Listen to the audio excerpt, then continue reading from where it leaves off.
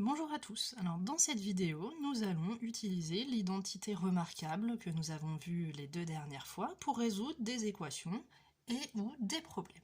Donc on va retrouver un exemple avec un programme de calcul habituel. Donc on considère le programme de calcul ci-contre, il donne 0 pour deux nombres, lesquels? Première étape, eh bien, je vais exprimer le programme de calcul à l'aide de la lettre X. Choisir un nombre, X. Ajouter 1, x plus 1.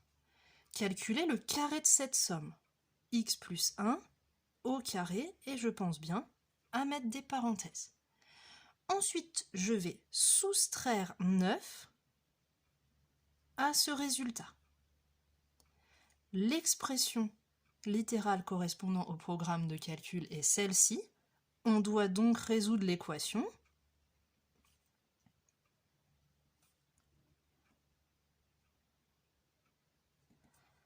X plus 1 au carré moins 9 égale 0. Le problème, c'est que cette équation, elle est de degré 2 à cause du carré. Si je développe là x plus 1 au carré, je vais me retrouver avec un x carré. Je ne sais pas résoudre les équations avec un x carré de degré 2, sauf si elles sont de type produit nul. Alors ici, il y a un 0. Mais l'expression ici à gauche, elle n'est pas de type produit. Donc ça veut dire que je vais devoir factoriser l'expression. Et pour factoriser l'expression, eh bien, je vais utiliser l'identité remarquable. Alors, x plus 1 au carré moins 9, bah, ça me fait x plus 1 au carré moins 3 au carré. Donc, si je reprends mon identité remarquable, mon petit a, c'est x plus 1. Mon petit b, eh bien, c'est 3. Et donc ça va me donner a plus b, facteur de a, moins b.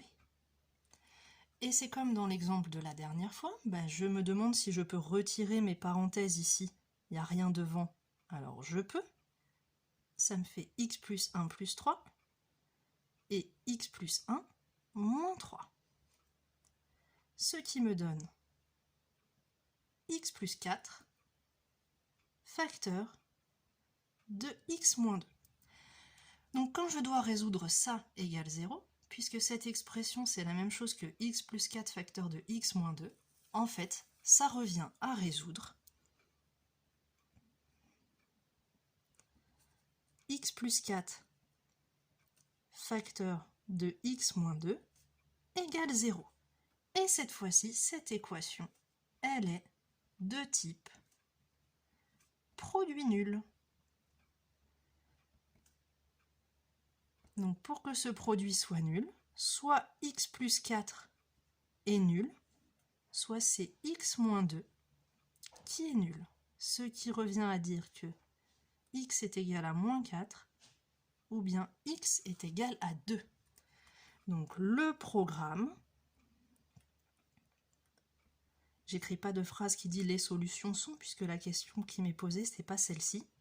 Le programme donne 0 pour moins 4 et 2. J'ai bien trouvé deux nombres pour lesquels le programme va me donner 0.